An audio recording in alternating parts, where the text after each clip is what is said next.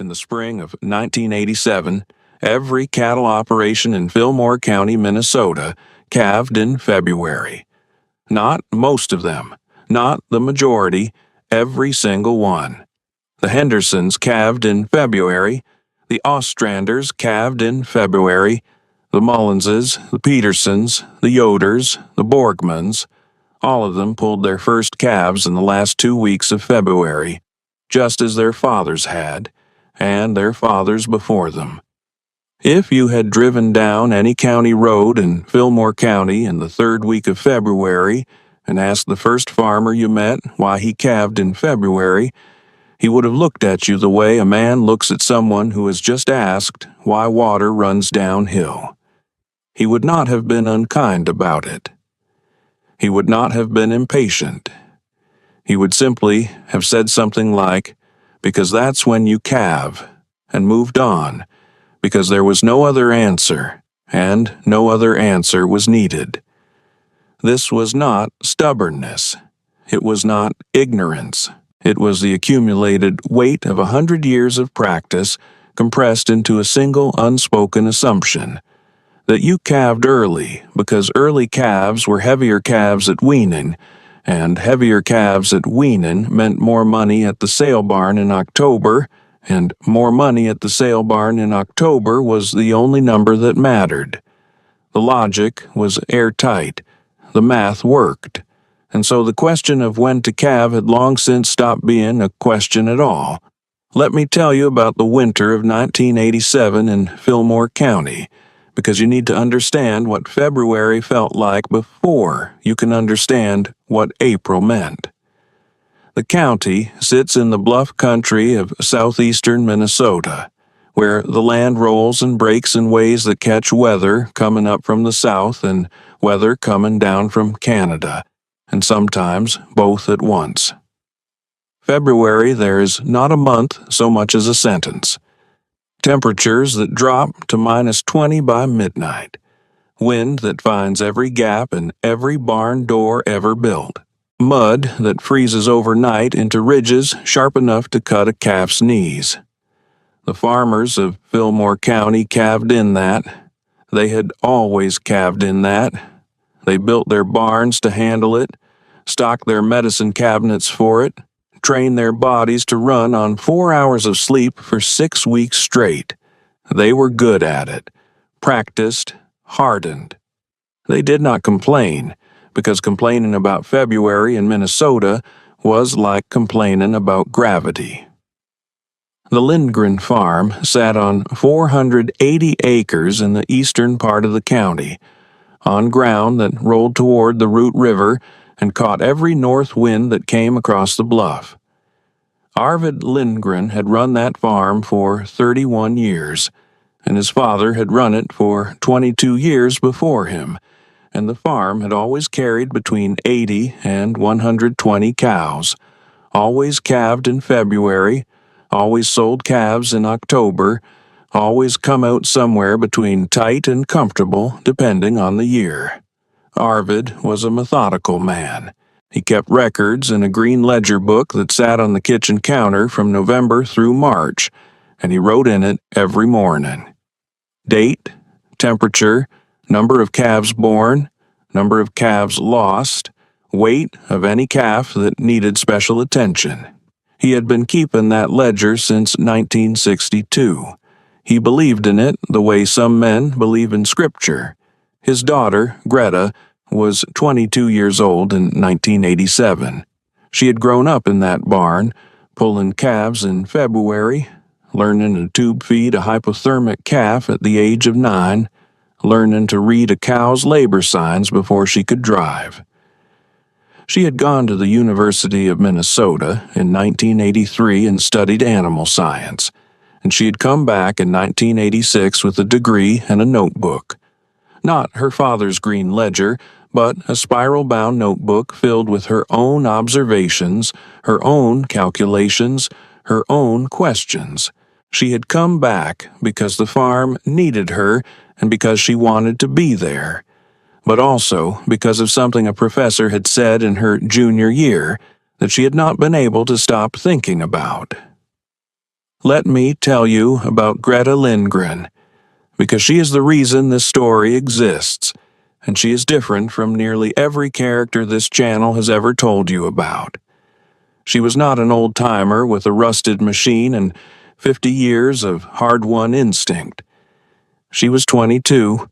She had been away at college, and she had come home with an idea that ran directly against everything her father and every neighbor her father had ever known had always done. She was not loud about it. She was not aggressive.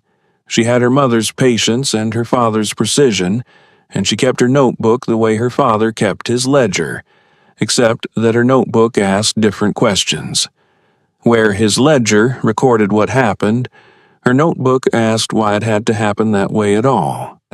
The professor's name was Dr. Rolf Gustafson, and he taught ruminant nutrition and livestock management at the St. Paul campus. And he had spent 20 years studying beef cattle production systems across the northern plains. He was not a radical man. He was not trying to overturn anything. He was simply a careful observer who had noticed, over the course of 2 decades of data, that the conventional February Calved calendar in the upper Midwest was built on an assumption that had never been rigorously tested against its own costs. The assumption was this: early calves are heavier calves. The unexamined question was this: heavier than what, compared to what, at what cost? Dr. Gustafson had begun asking that question in 1971, and by the time Greta sat in his classroom in 1985, he had 16 years of data from field trials across Minnesota, North Dakota, and Wisconsin that told a story nobody in Fillmore County had ever heard. Let me tell you about the science, because Greta understood it cold, and you need to understand it too before you can understand why what she did mattered. The February calving system in the northern plains was built on one real advantage and 3 hidden costs. The real advantage was this: a calf born in February has a 6 to 8 week head start on a calf born in April, and in a traditional weaning system, that head start translates to somewhere between 30 and 50 pounds of additional body weight at the October sale.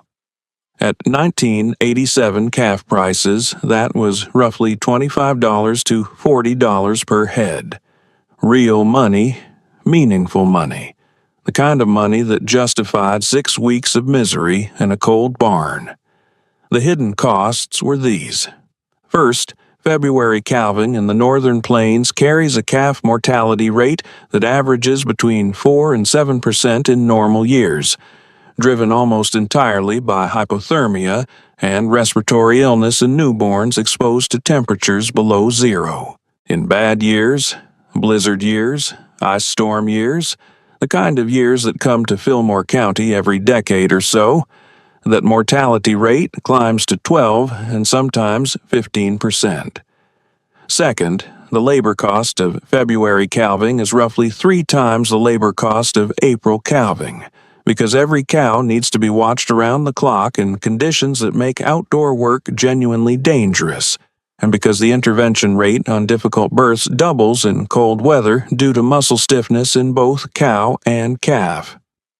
Third, and this was the number that had stopped Greta cold when she first saw it in Dr. Gustafson's data, the cow body condition score at breed-in, which determines conception rates for the following year, is measurably lower in February calving herds than in April calving herds, because cows that calve in February are doing so at the end of the hardest nutritional period of the year, when hay quality is declining and body reserves are at their lowest. A cow that calves in February breeds back at a conception rate of roughly 88 to 91% in a well-managed herd. A cow that calves in April, when pasture is greening and nutritional stress is lifting, breeds back at 94 to 97%. That difference, compounded across a 100-cow herd over 5 years, is the difference between replacing 9 to 12 open cows per year and replacing 3 to 6.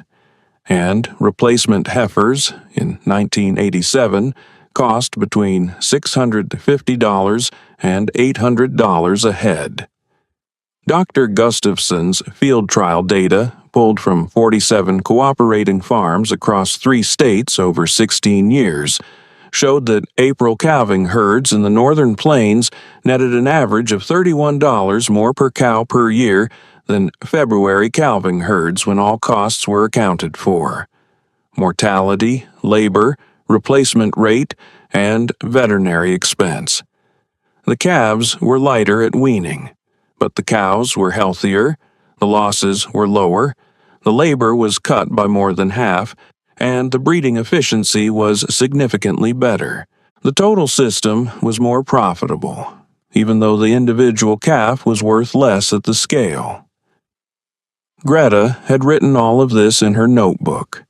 She had written it carefully, with the field trial numbers and the farm-by-farm breakdowns and the weather data from the years that included late-season blizzards. She had carried that notebook home to Fillmore County in the summer of 1986, and she had sat with it at the kitchen table for 3 months before she said anything to her father. The conversation happened in November of 1986. Arvid was at the kitchen table with his green ledger, doing his pre-calving inventory, when Greta set her notebook down next to his coffee cup and asked him if he had 15 minutes. Her mother, Britta, was at the counter rolling pie dough, and she did not turn around, but she went quiet in a way that meant she was listening. Greta walked her father through the numbers. She did not editorialize. She did not argue. She showed him Dr. Gustafson's data, the field trial farms, the 16-year averages, the mortality comparisons, the breeding efficiency numbers, the net per cow calculation. She showed him the weather records for Fillmore County going back to 1950, which showed that the county had experienced a significant late-season blizzard, defined as a storm delivering more than 8 inches of snow with sustained winds above 35 miles per hour, in February or March in 11 of the previous 37 years. She showed him what those years did to February calving operations based on the historical mortality data. Then she stopped talking and waited. Arvid looked at the notebook for a long time. He turned pages. He went back to one of the field trial tables and looked at it again. The kitchen was quiet except for the sound of Britta's rolling pin and the furnace cycling on. Finally, Arvid said, "I need to think about it." He closed the notebook and slid it back across the table to her. He did not say she was wrong. He did not say she was right. He said he needed to think about it, which, for Arvid Lindgren, was not a dismissal. It was a promise. 3 weeks later, at the dinner table, he told her she could calve her own cows in April.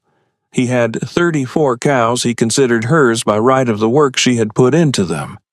Cows she had helped pull, cows she had bottle raised, cows she had selected and retained. He told her she could run those 34 cows on her own calendar, her own system, and keep her own records. He would continue with his 86 cows on the February schedule. At the end of the year, they would compare the numbers. He did not say it with enthusiasm. He said it the way a careful man agrees to a test, not because he believes the result will surprise him, but because he is honest enough to let the data speak. Britta set down her fork when he finished talking. She looked at Greta across the table and said very quietly, "She's right, you know." Arvid picked up his fork and said nothing, but the corner of his mouth moved in a way that might have been the beginning of a smile. "Now, let me tell you about the moment the county found out, because it did not stay a private family matter for long. In a township of 200 farms, a woman calving in April instead of February is not a secret. It is a conversation. By January of 1987, before a single calf had been born on either schedule, the Lindgren Farms experiment was already being discussed at the Farmers Co-op in Preston. which was the place where the county's farming decisions were informally ratified or rejected. The co-op had a counter near the back where feed and seed orders were placed, and in the winter months, that counter was where the county's senior farmers gathered in the mornings to drink bad coffee and discuss everything that mattered. Let me tell you about Dale Crowley, because you need to understand who he was before you can understand what he said.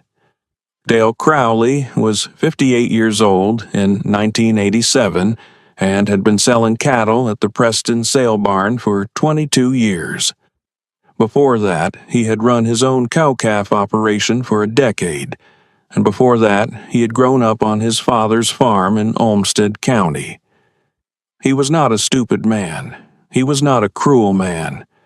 He was a man who had seen a great deal and formed strong opinions about what he had seen, and those opinions had hardened over the years into something that felt, from the inside, indistinguishable from knowledge. He held court at the co-op counter every Tuesday and Thursday morning, and what he said there carried weight because he had been saying it for a long time and because it had, by and large, been correct. Dale Crowley knew cattle. He knew the sale barn.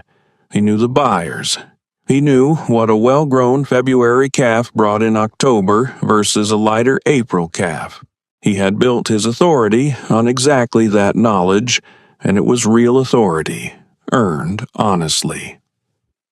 When the news reached the co-op counter that Arvid Lindgren's daughter was planning to calve in April, Dale Crowley set down his coffee cup and said, "April."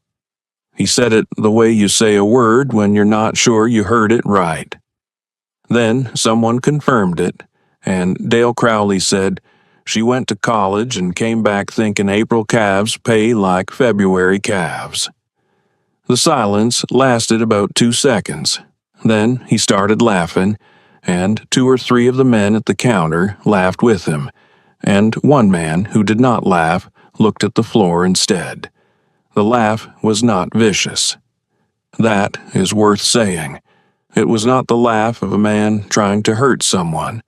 It was the laugh of a man who is completely certain he is right and finds the alternative genuinely amusing. The laugh of someone who cannot imagine that the question is even open. It was the laugh that certainty makes when it has never been seriously tested. And that is the most dangerous kind of laugh there is, because it does not leave room for the possibility that it might be wrong. Word of the laugh got back to Greta the same afternoon, the way things always get back to people in small counties.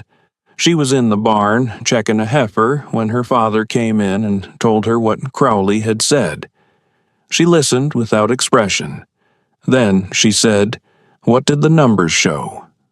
Arvid looked at her for a moment. "You mean Gustafson's numbers?" "Yes." He was quiet for a few seconds. "They showed what you said they showed." Greta went back to the heifer.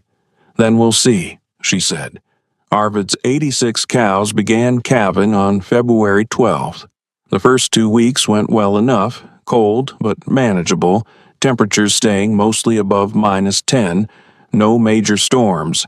He lost 1 calf to a difficult birth and 1 to hypothermia in the first week, which was within his normal range. He was pulling 12-hour barn shifts, which was also normal. By the end of February, he had 71 calves on the ground, with 15 cows still to go. The work was hard, and the hours were long, and the barn smelled of wet straw and iodine, and the particular exhaustion of a man running on coffee and duty, but it was familiar. It was what February always was.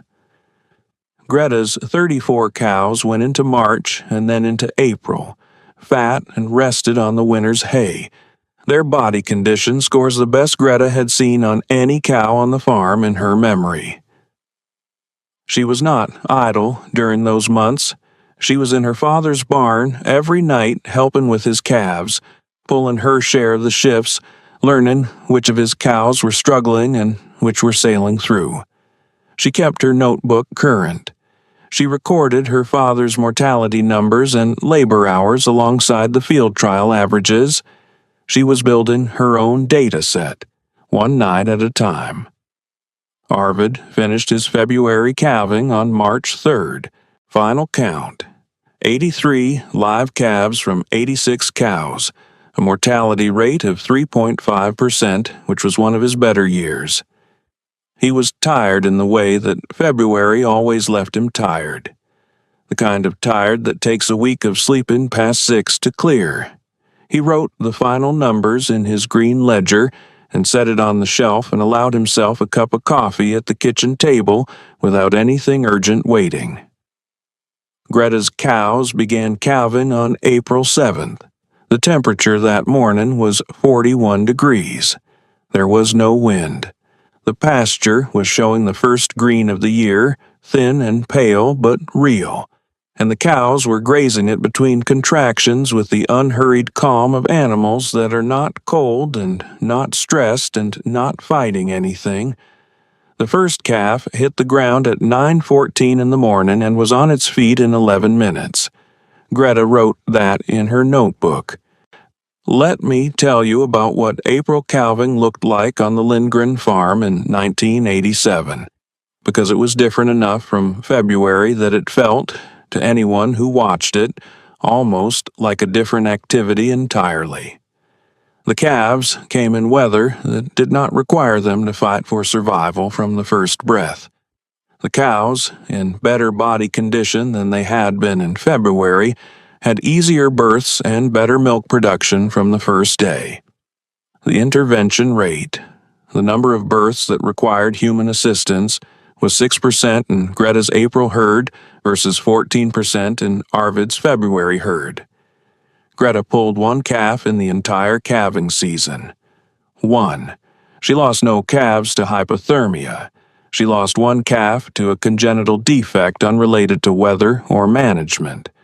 Her final count was 33 live calves from 34 cows, a mortality rate of 2.9% in a system that required, by her own labor-hour tracking, roughly 40% of the overnight work that her father's February system demanded. The calves were lighter. That was real, and she did not pretend otherwise. When the two groups went to pasture together in May, Arvid's February calves had a clear size advantage. You could see it walking across the pasture. The difference between a 3-month-old calf and a 6-week-old calf was not subtle. Arvid looked at them together and said nothing, but Greta saw him looking. She wrote the starting weights in her notebook and said nothing either. By July, people in the county had started driving past the Lindgren farm on their way to other places and slowing down a little when they went by. Not stopping, just slowing. Looking at the two groups of calves in the pasture, the February calves still bigger, still visibly ahead. At the co-op counter, Dale Crowley said he had driven past the Lindgren place, and the April calves looked like what April calves always looked like, which was lighter than they ought to be. He said this without the laugh this time. The laugh had been for January, when the idea was still abstract. By July, the idea had calves on the ground, and Crowley was watching them the way a man watches something he has already decided is wrong, but wants to be sure. The summer of 1987 was dry. Not catastrophically dry, not a drought year, not a disaster, but dry enough that pasture quality declined faster than normal through August, and both groups of calves came off grass in September carrying slightly less condition than they would have in a normal year. Greta weighed her calves on September 28th and wrote the numbers in her notebook. Her 33 April calves averaged 421 pounds at weaning. Arvid's February calves, which had a 2-month head start, averaged 487 pounds. The gap was 66 pounds per head, which at that fall's sale prices of roughly 78 cents per pound translated to about $51 per head in Greta's favor for Arvid's calves.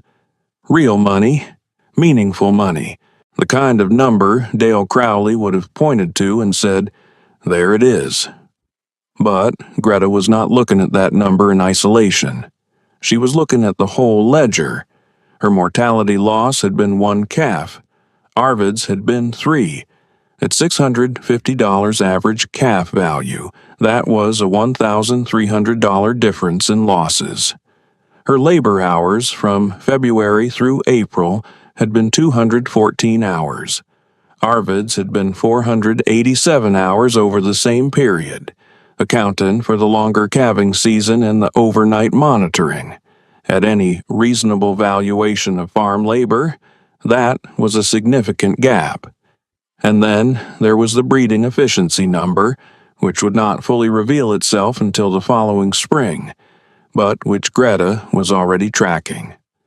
Her 34 cows had been palpated in July and 33 had confirmed pregnancies, a conception rate of 97%.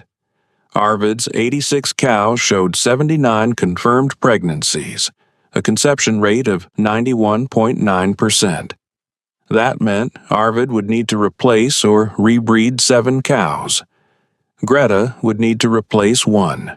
She did the full accounting in her notebook on the 1st of October, sitting at the kitchen table with the sale barn receipts and her labor logs and the breeding records. When she was done, she had a net per cow figure for each system. Arvid's February system had netted $218 per cow after direct costs. Her April system had netted $241 per cow after direct costs. The gap was $23 per cow. On 34 cows, that was $782. Not a fortune, but a direction. And the direction was clear. She showed her father the notebook that evening. He sat with it for longer than he had the first time, turning pages, going back to the breeding efficiency numbers, looking at the labor hour comparison. The kitchen was quiet. Britta was at the counter. Finally, Arvid said, "Your calves were 66 pounds lighter." "Yes," Greta said, "and the system still came out ahead." "By $23 a head?" "Yes." He was quiet again. Then he said, "I need to think about it." He slid the notebook back to her. But this time, when he slid it back, he left his hand on it for a moment before he let go. Greta noticed that. She wrote it in her notebook. The following spring, Arvid told her she could run 80 of the 120 cows on the April schedule. He kept 40 on February. He said he was not ready to change everything at once, which was a fair and honest thing to say. Greta said that was fine. She meant it. Let me tell you about the winter of 1988 into 1989, because the county was about to be reminded of something it had managed to forget in the years when February had been merely hard rather than catastrophic.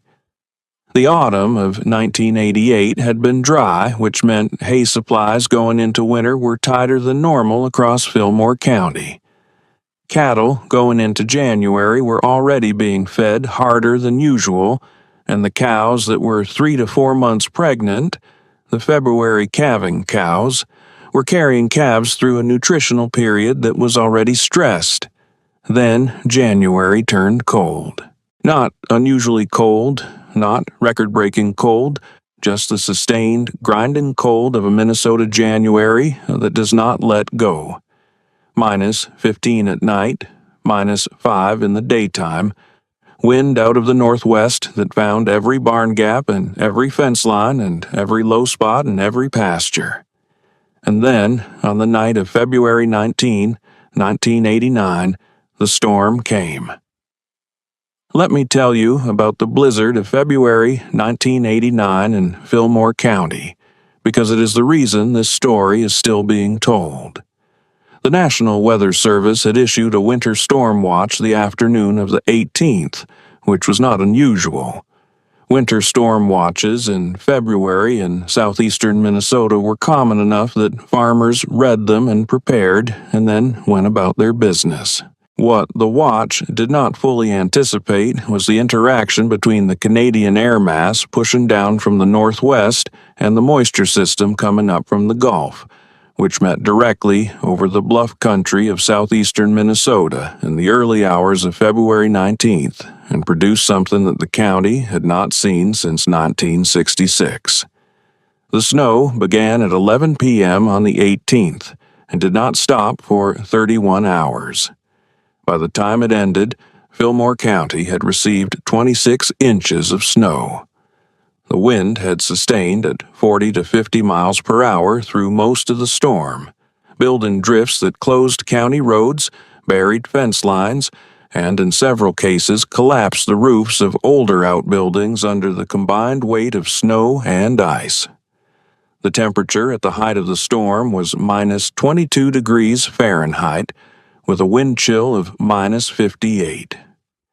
Every February calving operation in Fillmore County was in the middle of its calving season when that storm hit. Let me tell you what that meant, because the numbers are the story. A cow in active labor cannot be left alone in a barn during a blizzard at minus 22.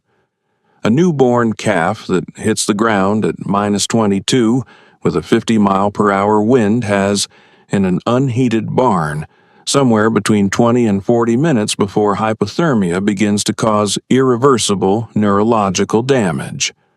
A farmer trying to get from his house to his barn in a 50-mile-per-hour ground blizzard with zero visibility is in genuine physical danger. 3 farmers in Fillmore County were treated for frostbite in the 48 hours following the storm. 1 was hospitalized. None died, but it was not for lack of the storm's trying.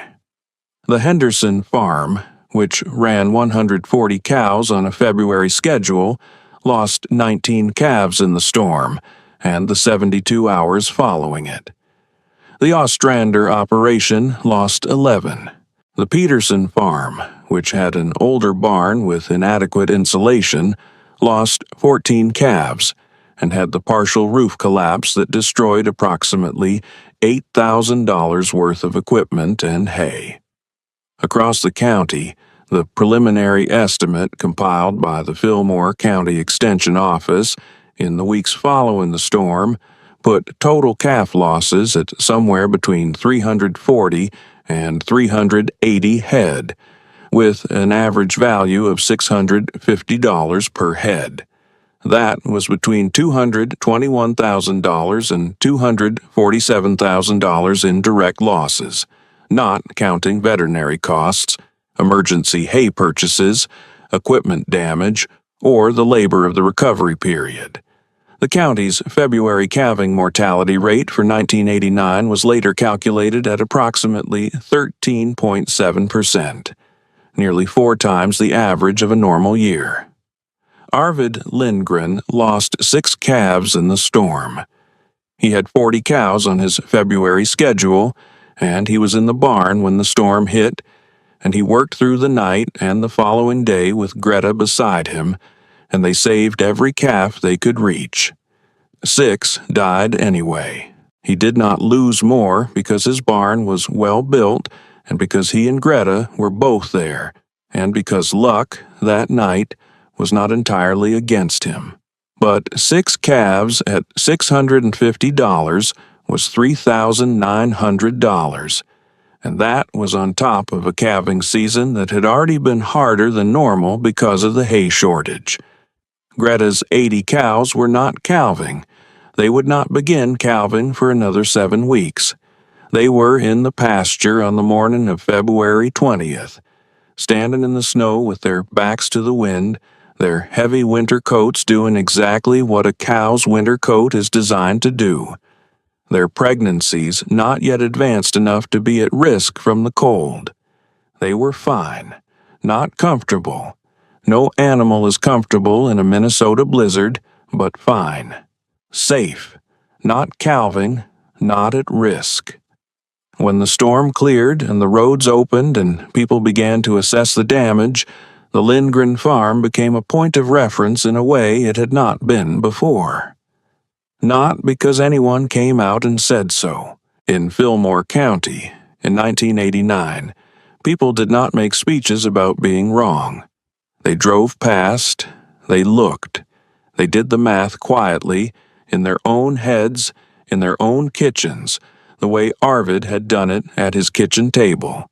And what they saw was a farm where 80 cows were standing in the pasture, unhurt, uncalved, waiting for April, while every other farm in the county was counting its losses. Dale Crowley did not go to the co-op counter the Tuesday after the storm. He went the Thursday after, and he was quieter than usual, and he did not say anything about April calves.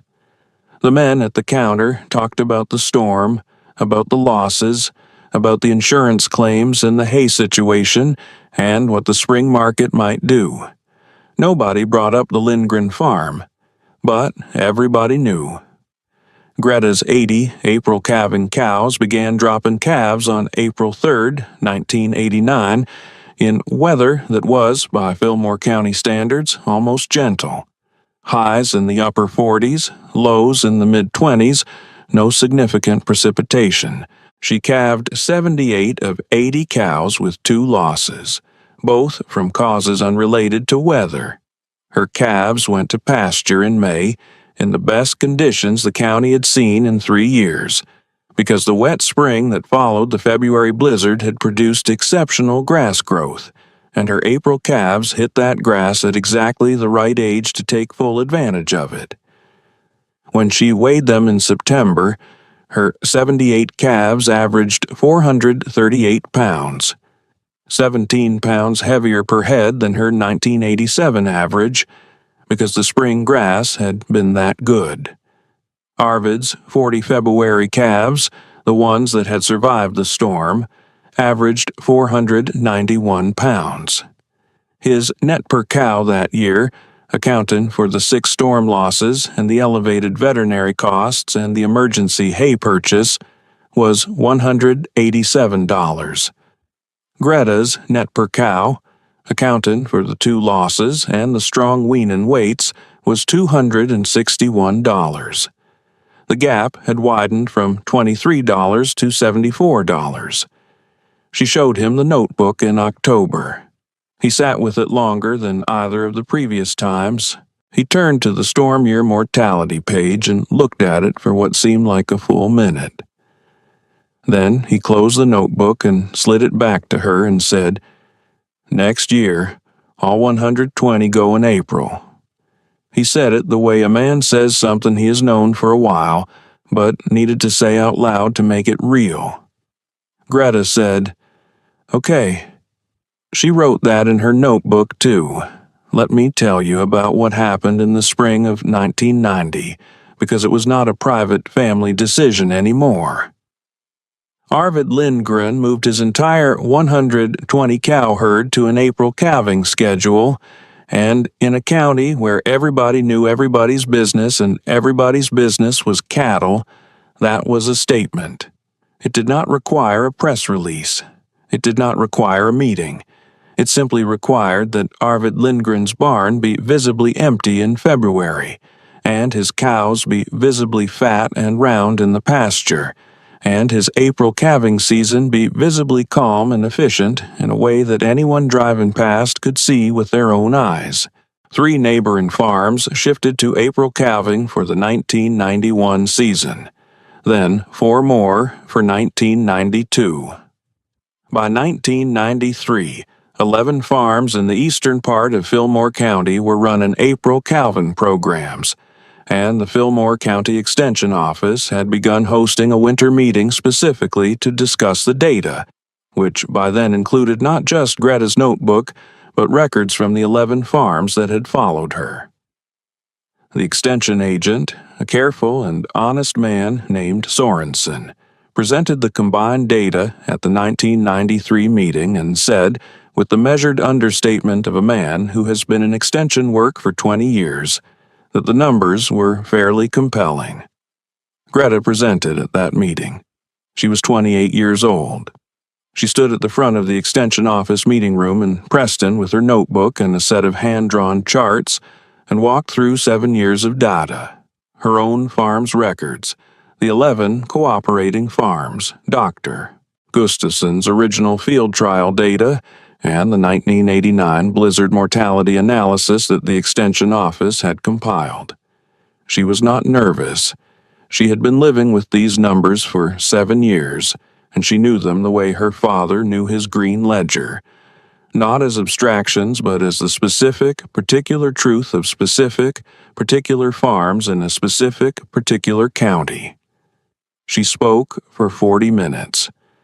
When she finished, the room was quiet for a moment, and then people started asking questions, and the questions were not skeptical. They were practical. They were the questions of people who had already decided and wanted to know how to do it. Dale Crowley was in that room. He was sitting in the third row in a folding chair, with his arms crossed and his hat in his lap. He had not said anything during the presentation. He did not ask a question during the discussion. When the meeting ended and people began filing out, he stayed in his seat until most of the room had cleared. Greta was gathering her charts from the table at the front when she heard him stand up and push his chair back. She looked up. He walked to the front of the room and stopped about 6 feet from her. He was quiet for a moment, looking at the charts on the table. Then he said, "I told people at the co-op that April calves pay like April calves." He said it without looking at her directly. "You did," Greta said. He was quiet again. Then he said, "The '89 storm." "Yes," she said. He looked at the charts. "What do I need to change to make this work on my operation?" he said. Greta looked at him for a moment. Then she said, "How many cows?" 92, he said. She opened her notebook to a blank page and set it on the table between them. "Sit down," she said. "Let's start with your hay inventory." They sat at that table for an hour and a half. Crowley asked careful, specific questions and wrote the answers in a small spiral notebook he pulled from his jacket pocket. He did not apologize. He did not explain himself. He asked questions and wrote answers, and Greta answered every question completely, and without any trace of the satisfaction she might have been entitled to feel. When they were done, he stood up and put on his hat and picked up his notebook. At the door, he stopped and turned back. "Your father's a good farmer," he said. "I know," Greta said. He nodded once and left.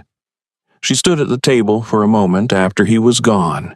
Then she opened her notebook and wrote the date and a single line. Crowley, 92 cows, April 1991. She closed the notebook and turned off the light. Let me tell you about the years that followed, because the story doesn't end at that extension meeting. By 1995, 34 farms in Fillmore County were running April calving programs, and the county's average February calving mortality rate in the occasional bad weather years was diverging visibly from the mortality rate of the April calving farms. The County Extension Office published a summary report in 1996 that cited Greta Lindgren's farm records as the primary local data source for the transition. Dr. Gustafson, who had retired from the University of Minnesota in 1994, sent her a letter when the report came out. She still has it. Arvid Lindgren retired from active farming in 1997 and turned the operation over to Greta. He did not make a ceremony of it. He handed her the green ledger and the farm's operating account and said, "You know what you're doing." He said it simply, as a statement of fact. She took the ledger and set it on the counter next to her notebook. She still keeps both. His green ledger runs from 1962 to 1997. Her notebook runs from 1986 to the present, though it has been replaced 7 times as the pages filled up. The farm carries 160 cows now. It has calved in April for the last 34 years. In 2002, when a late-season ice storm hit Fillmore County in the first week of March and caught 3 farms that had partially reverted to early calving schedules, The Lindgren farm lost no calves. Greta was 37 years old that year and had been farming the place for 5 years, and she stood at the fence on the morning after the storm and looked at her cows in the pasture and wrote the temperature in her notebook, the way she always does, and moved on. Let me tell you one last thing, because this is the part of the story that Greta herself would probably tell you matters most. In the spring of 2019, Greta's daughter, Maya, who was 24 years old and had just finished a graduate degree in sustainable agriculture at Iowa State, came home to the farm and sat down at the kitchen table with a notebook of her own. She had been reading about cover crop integration in cow-calf systems, specifically about the use of diverse cover crop mixes as a late-season grazing resource that could reduce hay costs by 15 to 20% in years when pasture quality declined in August. She had data from field trials in Iowa and Nebraska. She had talked to a professor. She had numbers. She set the notebook on the table in front of her mother and asked if she had 20 minutes. Greta looked at the notebook. She looked at her daughter. She said, "Show me the numbers." Maya opened the notebook. Greta leaned forward and read. She turned pages. She went back to the field trial data and looked at it again. The kitchen was quiet. Then Greta said, "How many acres do you want to start with?" Maya said, 40. Greta said, "Take 80. If you're right, 40 won't tell you fast enough. If you're wrong, we need to know that fast, too." Maya looked at her mother for a moment. "You're not going to tell me to think about it?" Greta smiled. "I already know what the thinking leads to," she said. "I've seen that notebook before. Arvid Lindgren died in 2011 at the age of 77. His obituary in the Preston Republican ran 4 paragraphs and mentioned that he had farmed the same 480 acres for 31 years, and that he was survived by his wife, Britta, his daughter Greta, and 2 grandchildren. It did not mention the Green Ledger or the April calving decision or the 1989 blizzard. Obituaries rarely mention the things that matter most. But at the funeral, Dale Crowley, who was 82 years old and had driven himself to Preston from the care facility in Chatfield, where he had been living for 2 years, sat in the second row and did not leave until the last person had gone through the receiving line. When he reached Greta, he held her hand with both of his for a moment and said, "He raised somebody who knew how to listen to numbers." Greta said, "He knew how to listen to them, too. It just took him a winter."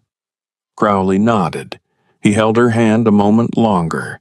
Then he let go and put on his hat and walked out into the cold. The Lindgren farm is still there.